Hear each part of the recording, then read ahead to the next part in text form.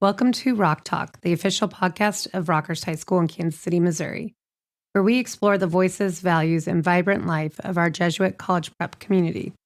Hosted by the admissions and marketing team, each episode features conversations with students, faculty, alumni, and special guests as we share stories of academic excellence, faith formation, brotherhood, and service. Whether you're a prospective family, a proud alumnus, or simply curious about what makes Rockhurst unique, this is your inside look at life at the Rock. Welcome back from a long weekend, Steve. We are excited to be recording the last in our first series of 4 podcasts for this opening season around the theme of brotherhood. And today we have a new face on campus that we're super excited to join us today. We have Father Kramer with us in the studio. Father Kramer, if you don't mind, do you mind introducing yourself and telling us a little bit more about who you are and kind of what you want to see for the school year? Sure. Well, thank you both for having me on the podcast. I'm excited to be here. This is a great new thing that you're starting. A little bit about myself. So, Father Stephen Kramer, I'm a St. Louis originally, and I went to St. Louis University High School. But over the years, I've taught at DeSmet High School. I've taught at Regis High School in Denver. I've worked at St. Louis University High School in St. Louis. I've worked at Jesuit High School in New Orleans, and I've spent some little experiments of time working in different schools, Boston College High School and other ones. So I've seen Jesuit education in the high school area in many, many different places and in many different ways of how it unfolds.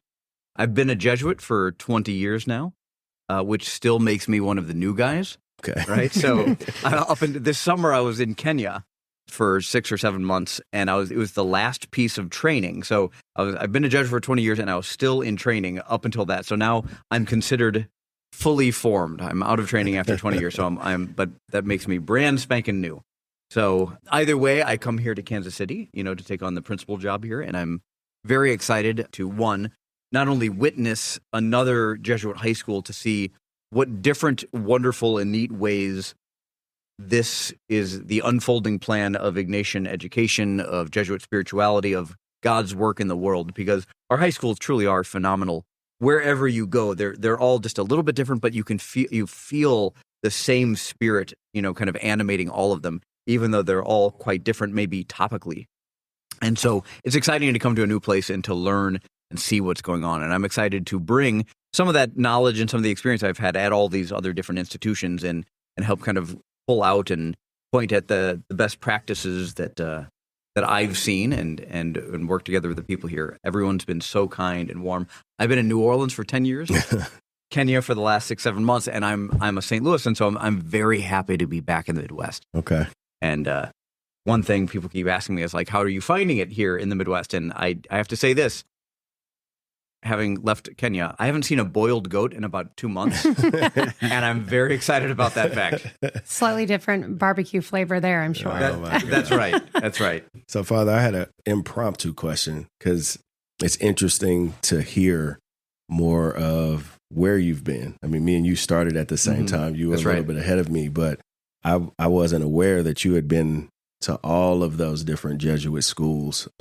What are the similarities that, if you can, in this little bit of time you've been here, what are some of the common similarities you see across the Jesuit schools that you've been to compared to Rockhurst?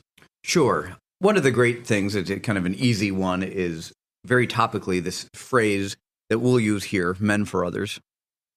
The Jesuit schools, no matter where you are particularly good at forming men and women. So we have some co-ed schools that dedicate themselves or to recognize the importance of living community in the world, of not living selfishly for yourself. So the people who go on from our schools to then end up working in and starting and working in NGOs who believe that meaning in life is found in relationship, right? And that's something that you can see commonly through all of them all.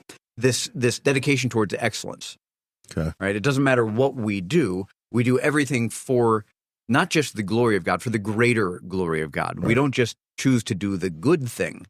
We choose to do the best thing we can. When we write a paper, we don't just get it done. Mm-hmm. We try to do it in such a way that it turns us into the best version of ourselves, and then we're putting something out that we truly believe was done to maximize the glory of God on earth. And as a famous saying in Christianity, God's glory is man fully alive. So when we human beings are fully flourishing with what God created us to be, that's when God is most glorified. And so I think you can feel this sense of that running throughout all of our schools, no matter how different they are topically on the front, or whether they're wearing uniforms or not, how their haircuts are done, what's the class load, what's the academic point of the school, whether it's more trade oriented or whether it's college prep or otherwise. Okay, cool.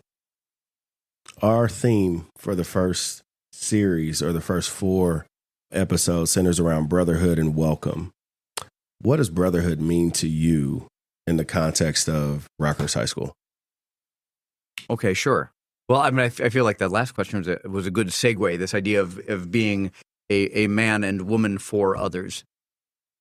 Ignatian spirituality. So if you want to think about St. Ignatius, he was a kid and a young man who was utterly dedicated to his own glory. He wanted to become a soldier and win fame. He wanted people to like him. He wanted the princess of the kingdom to fall in love with him because he was the best soldier around, Yeah. To put it in today's parlance for the young men we have here, because we don't live in a kingdom, right? It's our teenage boys are obsessed with wearing gold chains and $500 pair of sneakers. They want people to notice them and think they're good and they're successful and that they're strong and they're, and they'll win the girl because of this. It's the classic kind of the male fantasy of achieving right so well that you're admired by all, and then you win the princess. Ignatius is that kid. He's that young man, and he's doing it to the degree that it's just, from the outside you would look at him, this is not a good guy, right? He's utterly self-centered, and he has this conversion experience, and he starts asking this question. He's like, why am I living for a glory that's going to fade? Like, if I become this famous soldier, how long are people going to remember me? Right? 30 years, maybe? So like unless you're literally Michael Jordan, right? Most of the famous ball players, kind of after 30, 40 years start to fade out of memory. Like in Babe Ruth's era, there's only a very few number of good athletes in that Major League Baseball whose names we still remember. A very, very vanishing few. So he's sitting there thinking, well, if I become a soldier, I'll only be remembered for 20, 30 years. But St. Francis, people have been talking about St. Francis for 300 years now by the time he came around. Yeah. And he's like, Dominic, if you serve a different king, God, for example, that fame goes much, much longer. And he starts to say, hey, I should aim for being a soldier in God's army, right? So this is what he's thinking, but it's still all about himself. Right. And he sits there and thinking, like, to be a soldier in God's army, I need to become a saint. So I have to get rid of all my sins. And he's sitting there contemplating his life, his childhood, which was a mess, all of the things that he did to try to become the soldier, right? And the failure on the battlefield. He gets hit in the leg with a cannonball that forces him to reconsider his life. Right. And that's where he has his conversion, kind of recovering from that. As he's doing that, and he's thinking about all these moments of his life, the good ones, the bad ones, right? The moment that he decided to convert, the moment that he gave up his arms and he put his sword on an altar in front of a statue of Mary and says, I'm dedicating my life to God. As he's thinking about all these, he starts to realize in the good ones and the bad ones, God was there the entire time, kind of like leading him, even through his mistakes.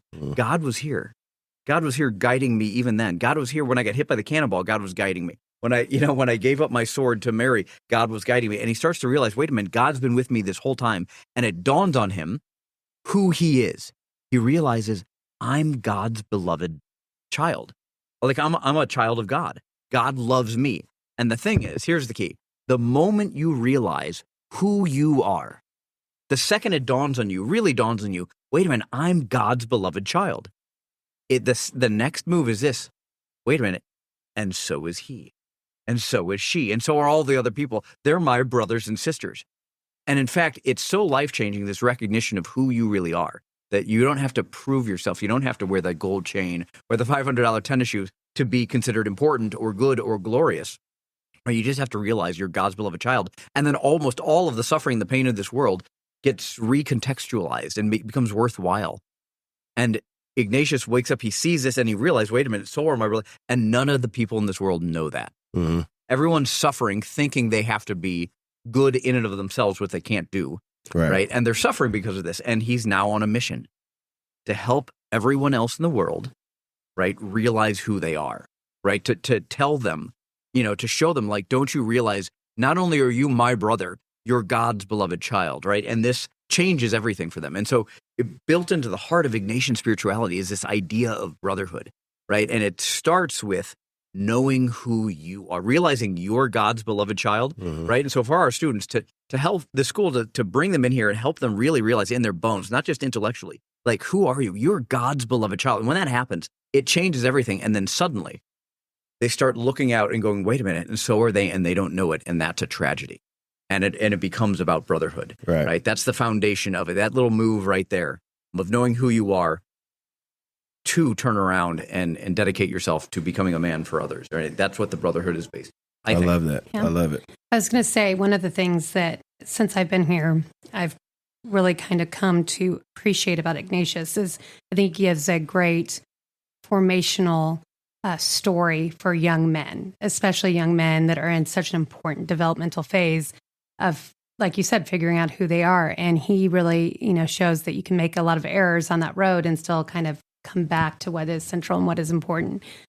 The other thing that I think I always like to kind of note with the young men at the school is that one of the things Ignatius did was also bring kind of his pals, his buddies with him, and showed them the way. And I think that when I think of brotherhood in the context of Rockhurst High School, what I see is boys surrounding themselves with people that make them better and encourage them to be better. And so as a principal of a school like Rockhurst, what are your hopes and desires for those young men that are maybe not quite on that path to finding that welcome, finding that brotherhood yet? What are your hopes for them as they move forward? What are your suggestions to help them to maybe acclimate into our community and join more fully in our mission?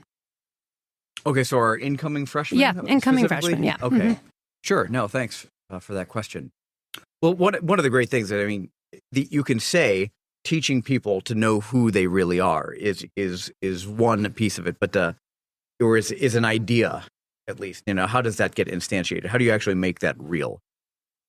One of the great things is to have each person to realize that they're seen. Like Ignatius has this moment of recognizing he's God's beloved son, because he's looking at his life and purposely looking back on it and pointing at all these moments. He's like, okay, here's that moment when I got hit by that cannonball. And thinking about it, maybe praying about it for a second, go, wait a minute, God was there. And because that moment's what led me here, right? And he's thinking about this terrible moment in his childhood. He's like, well, you know what? That moment led me here, right? And all of these good moments, bad moments, all led me here to this place of encounter with God, right? So one of the ways that we do this whole thing of helping the young men who come into this building to recognize who they are is start leading them into looking at their own life and pointing out that God has been there the whole time. So Christianity is the only religion on the face of the earth that says this about God. We don't say that God is good. And Christians don't say God is loving. Right now, people might be kind of confused to hear me say that. I'm a priest, and so God is neither good nor is God loving, right? Because the Christian says God is not loving. God's not a thing or a person that loves. God is love itself, right?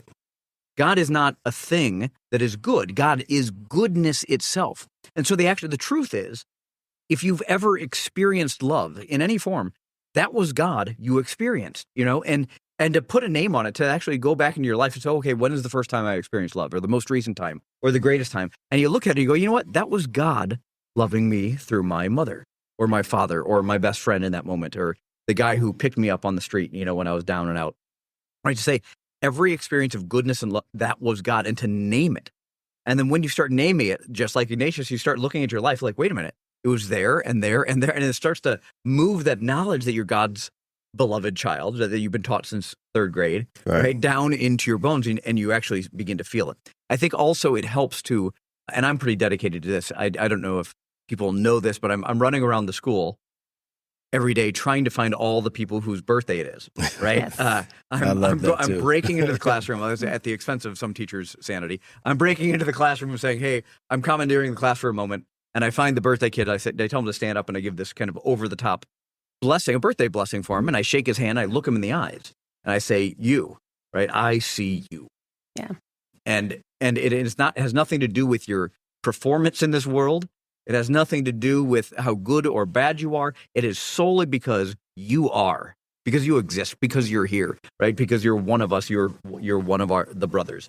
And I think the recognition for just their existence, and that we're happy to be here, and the school and I see you, right? And when you're wearing a collar, it's very easy for that person to then connect that to God, right? So, and trying to make that a little bit more overt. So trying to do these practical things to bring these young men in. And I think the advice I'd give to the young guys is to indeed do this, to look at your life and think to yourself, okay, wait, good, every time I've experienced good, that was God, right? And where have I seen good? And where I've seen no good or where I've experienced bad things, I've only experienced that because there wasn't enough God being brought in, and we're the ones who are supposed to bring the love, the good to the situation, right? And we can, and that transforms this world. So I have and that's very well put, and I appreciate that. And I wanted to ask you about this. And this is something that you've said a couple of different times that I know means a lot to you. And it was actually very impactful for me when you said it in a way of like, what is the word I'm looking for? Like this aha moment of the importance of not just building powerful men, but good and powerful men. You spoke about Fidel Castro, I believe, getting a Jesuit education, and some of, Adolf Hitler's generals coming up in the ranks of Jesuit education. And I was struck by that because it forced me to look at my life in those moments where I did not use my influence or power that I had in my own right in the correct ways. And I would love to hear your thought or take on the critical importance of, it's one thing to be successful. It's one thing to be just a powerful man. We crank those out, which is a blessing here at Rockhurst. Jesuit schools, probably all over the world because of their commitment to excellence and all of these things. But this character formation being so pivotal in helping these young men be who God intended them to be, as you said, known and seen and as his beloved. What is I don't want to say secret sauce, but like, just talk about the importance of that for a young man to not just be a good, powerful, go ahead. Well, it sounds like in part you've done a great job yourself answering the question in the question there. I think you seem to have a pretty good grasp of it. No, I mean, I say that Jesuit high schools traditionally throughout history here, Rockhurst, we're very good at producing powerful people. Like, we teach people how to argue, how to think, how the skills of rhetoric, how to present their thoughts, right? If somebody who can present their thoughts and be persuasive is a powerful person. You get other people to do and think that what you're thinking, right? That's one of the best definitions of power, right? It's not force. Oppressive force power, that is actually the least lasting of all power. That person is almost always overthrown by the next person coming in to use force. Like, but getting people to agree or to see not your way but the truth is hopefully what you're pointing to.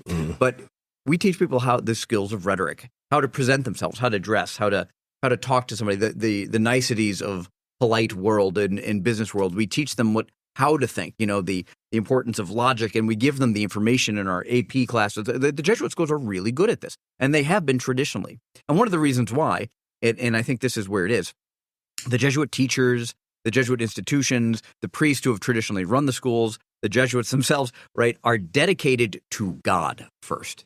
right? And God's greater glory, which I kind of surfaced a little bit earlier, right? And so this dedication to not just being alive, but being fully alive for God. Right. And when you're dedicated to God, right, and your eyes are clearly set on God, you're willing to just pour yourself out for this endeavor, right? If you take your eyes off of God and you move them down, right, not looking at God, but looking at the excellence itself, right? We as a school could dedicate ourselves to AP scores. We could dedicate ourselves to what kind of colleges our boys are getting into, right? But the second we take our eyes off God and we go down there into this land, right, we might still be good at getting high AP because we're going to pull all the stops just to get that. Right. But now the reason why we're doing it, right, can get forgotten, right? You can start to lose why am I trying to get good AP scores? Because if we take our eyes off God, then suddenly now we're communicating, even if we're not saying it out loud, we're communicating by where we're putting our focus and our desire and all of our work and efforts that we really actually only care about the test scores and the job. And you might as well say, if you become that, then you might as well say, yes, the gold chain on your neck and the $500 tennis shoes are the goal, right? And that's a problem, right? Because people who believe that way, we've made them powerful. We've got all the skills of rhetoric and the AP. We've made them powerful. But if we haven't turned them into good men, those people who only care about their own glory, as Ignatius did in his youth, are not pleasant people to be around. And if we make them powerful, they can be powerfully bad. There's nothing worse in this world, right, than a powerful bad person, right? But a powerful good person, right? If you had an evil king, the entire country suffers. It's terrible. Yeah. It's the worst thing possible. It's a tyrant. But if you have a benevolent king, right, perhaps the best government in the world is a benevolent king. I mean, Aristotle would say this, and even Augustine points at this from time to time. It's like, if you had the perfect king, that's way better than having a democracy where some people, they're wrong, they have bad ideas. But if you have one person who's dedicated to true good, that's great. There's no bureaucracy. Things get done really quickly. It's a good government. But the problem is finding that person, and two, who's next in line, right? Do they carry on that good? So like, this is like monarchies, we tend to shy away from them because you can't predict what's going to happen in the next generation.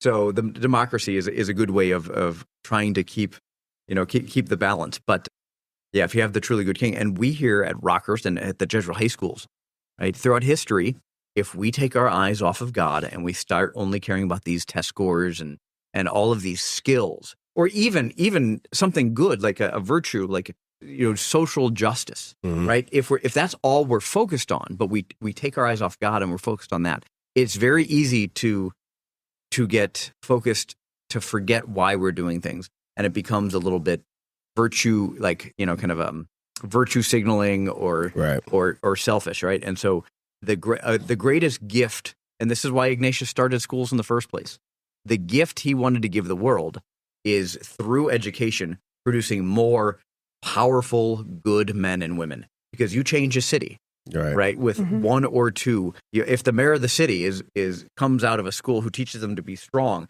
powerful, how to think, and to dedicate themselves to the good of others, now your city's being well run. That affects everybody, right? And so that's the goal, I think. Okay, love it. Thank you for that.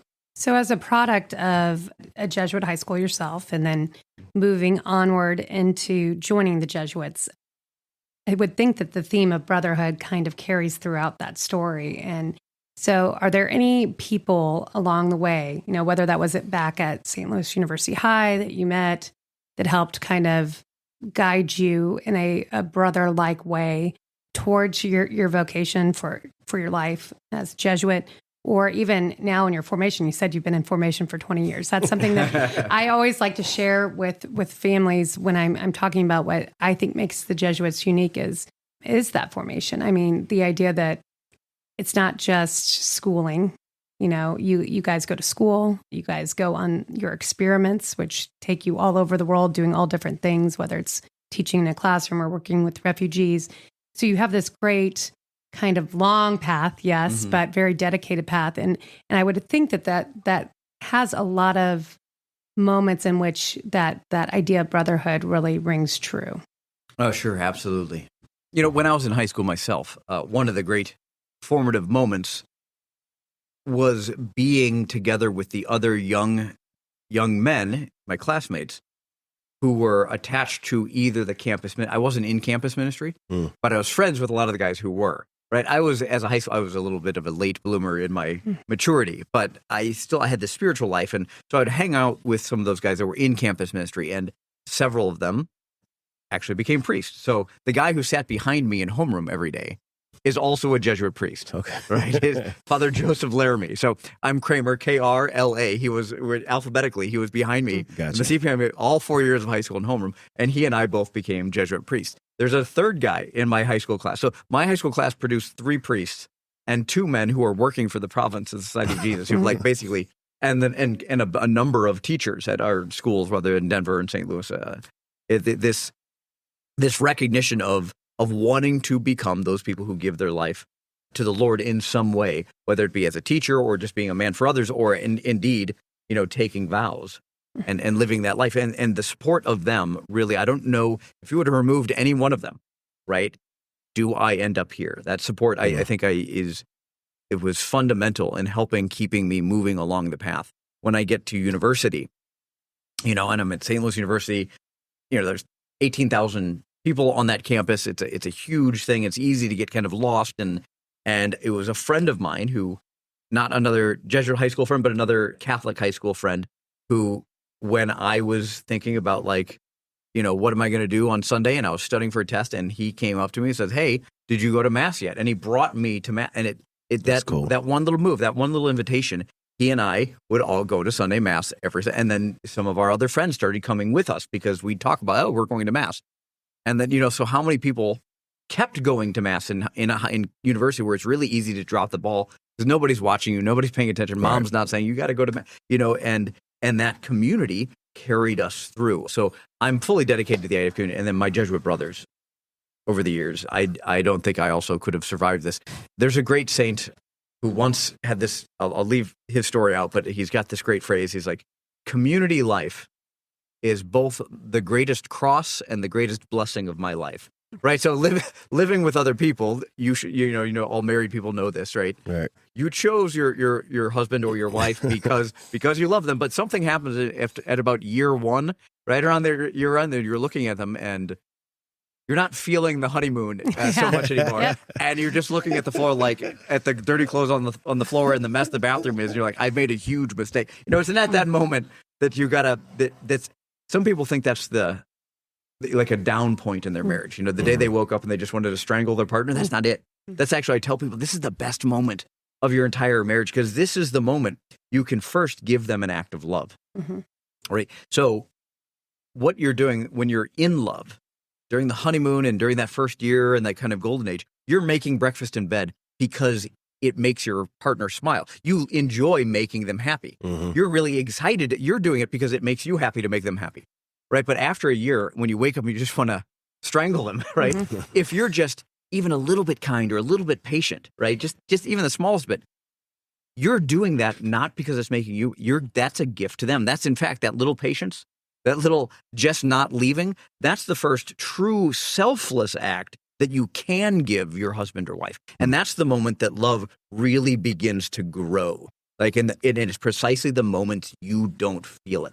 I think community life and brotherhood, right, is a similar thing. It's like it's nice in those good moments when you're at the pep rally and you're like, oh, we're together and we're holding, we got our arms around each other, we're singing the Alma Mater together, right? But it's actually not; those aren't the most important. The most important moments when you want to smack the other one, and you choose to carry on as brothers and sisters. That's the glorious moment that creates character, that love grows, that shapes men and women into who they're meant to be. Yeah, 100%. I wanted to ask this question, and this is a universal question we ask every guest. Okay. Because we do this podcast for a lot of reasons. One of them is to tell our story. The other one is to also just get opinions on some of the deeper ties we have in this brotherhood that we're all a part of. If there was, and I always hate it because it's so layered, but if there's one thing, and I'll open it up a little bit for you because it's typically about freshmen, but like if there's one thing that you would want our students to know or to take with them this year, what would that be? So you've asked everyone this, right? So my answers are getting stacked up against, okay. All right, hey. And I will say everyone's taken a very unique twist on it, because I think like we all get this great experience of being part of these young men's life in such a formative time. So I think anything you share would be greatly appreciated. That is one of the things I do love about the high school ministry. So we Jesuits will often end up at a university or a high school teaching. And I think, to me, the place where we belong is in the high schools most naturally, because you're with the students in the morning, right, before school starts. You're with them all day during school. You're with them and their families at night during the sport. You're with them all day, and all the opportunity for really having that connection, that brotherhood with our student body and their families is so deep. If you're a university professor, how often do you see your student? Right. A couple hours during a week, Monday, Wednesday, Friday, perhaps, from 2 to 3.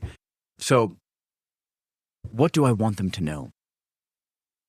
I'm having trouble in my mind not kind of answering what I've already said, that my first priority is, because I have my eyes on God, like Ignatius, I'm desperate to teach these boys who they are. Don't you realize, regardless of your performance, regardless of your looks, regardless how smart you are, how good looking you are, how athletic you are, how many friends you have, what the state of your family life is like, regardless of any of this, you are already God's beloved child. And if that is actually understood, if people really get that, it changes everything.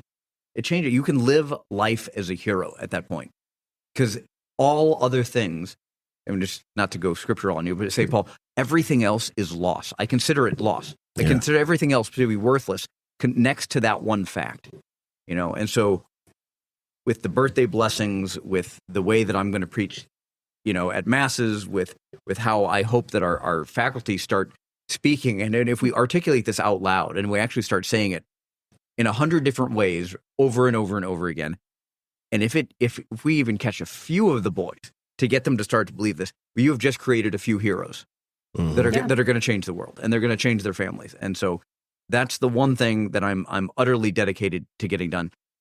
Because once you know who you are, once you really know who you are, then you will grow up to be the kind of person, man or woman, who looks in the mirror and are proud of what you see.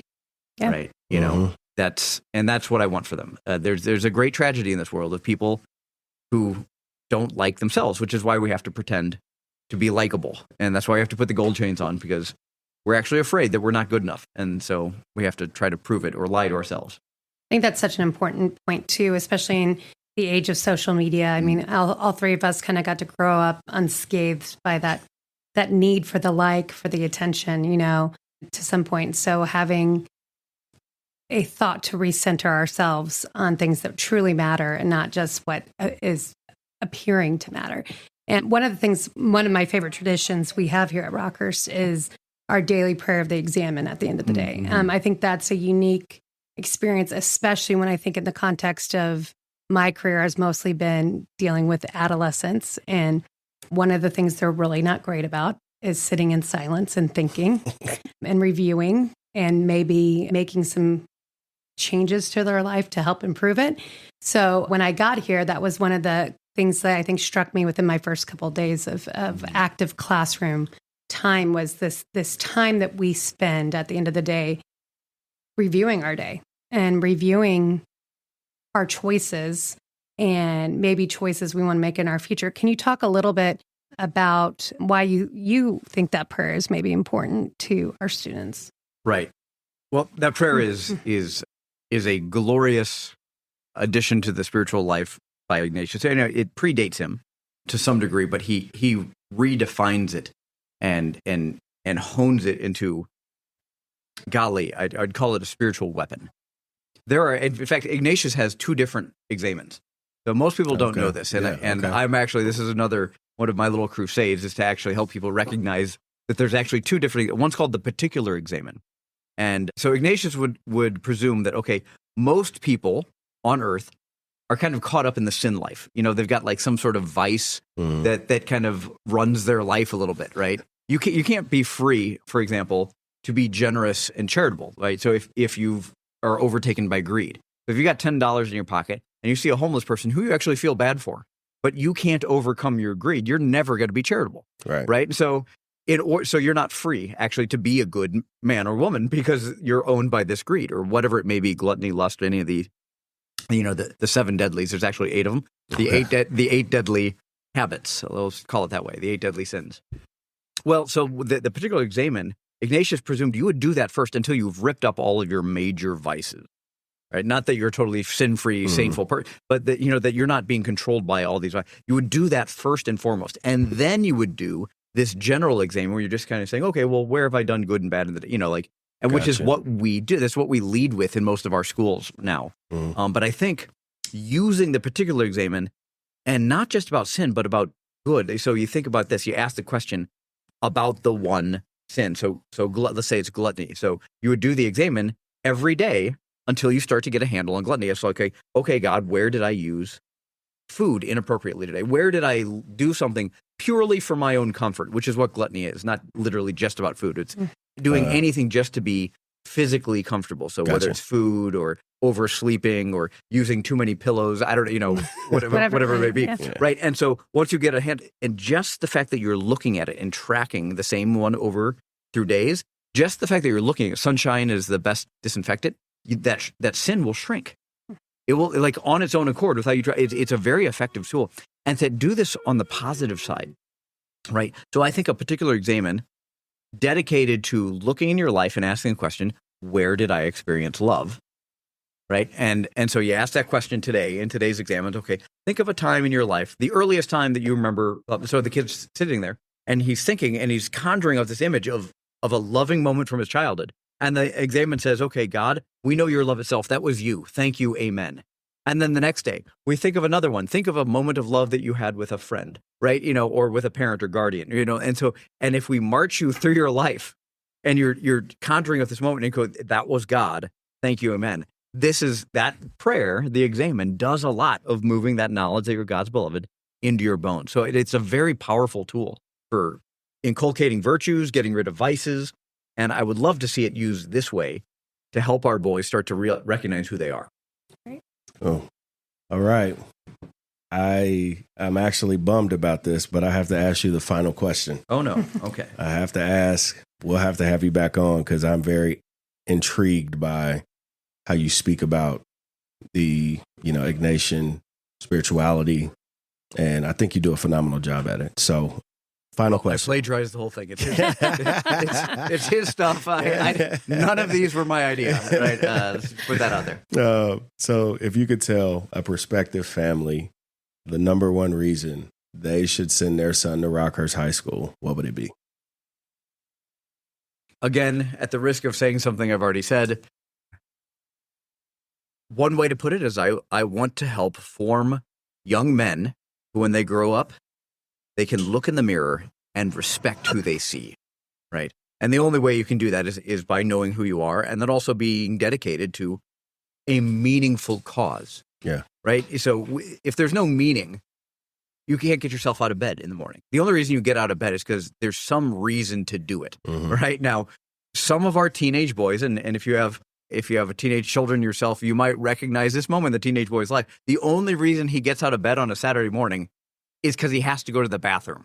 That's like, so the only meaning he has is I am unwilling to go to the bathroom on myself, right? At this point. And that's the only meaning that got him out of the bed. That was the only, anything short of that, right? And he's still in bed, right? But if you have a purpose to get out of bed, now we have football play. We have swimmers who get up at 4 a.m. and get over to the pool at 5 a.m. To do a workout. Now that's not an easy thing. That's a painful thing to do. And dads have to, and moms have to get up and at the same time and bring those kids. And you see the ones who really care about it, right? They pop out of bed, right? That like they've got a meaning to get through the day. And so if the kid doesn't want to do it, let's say his mom and dad are forcing him to swim, he's suffering. Right, this is a terrible thing to do to him. Right, he's like, why do I have to? And he experiences that getting up early, that as just meaningless pain because he doesn't have his own motivation.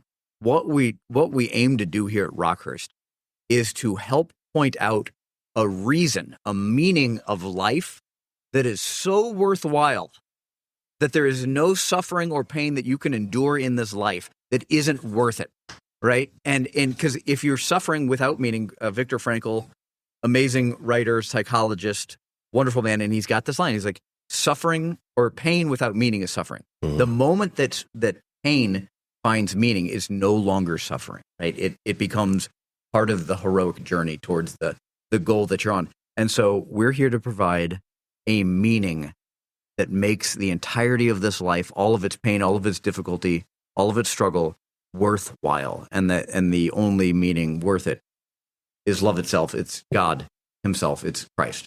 Yeah. Amen. That's definitely one of the first things I told Steve that he would notice here is that kids don't run out the door at 2:45. They do not. And that's like a surreal experience when you've worked in schools for a long time, is that I do think we do a great job of giving them a reason to stick around campus and to be here. So, Father Kramer, thank you so much for joining us today. Appreciate you very much. We are really excited. Father Kramer is actually kicking off or segueing into our next round of 4 podcasts, which are going to center around that idea of Ignatian spirituality and how we incorporate the spiritual life here at Rockhurst. So our first guests in that cycle are going to be Mr. Matt Nixon and his 2 freshman retreat co-chair leaders. Freshman retreat is a big deal here at Rockhurst. Both of you will get to experience your first one here in just a few weeks. But what that I always tell parents, it's our biggest welcome we could possibly make, not just from a spiritual aspect of really connecting them with why we're here, like you said, that greater glory of God, what our purpose is, but also in the sense of our upperclassmen. We have about 150 upperclassmen that spend the better part of 6 to 8 months planning that retreat and executing that retreat. They do all the work. We as adults just get to sit and observe, which is pretty cool. And they do some really neat things. We'll let them share a little bit more about that next week, Steve. But from Steve, myself, and Father Kramer, thank you for listening, and we look forward to seeing you soon.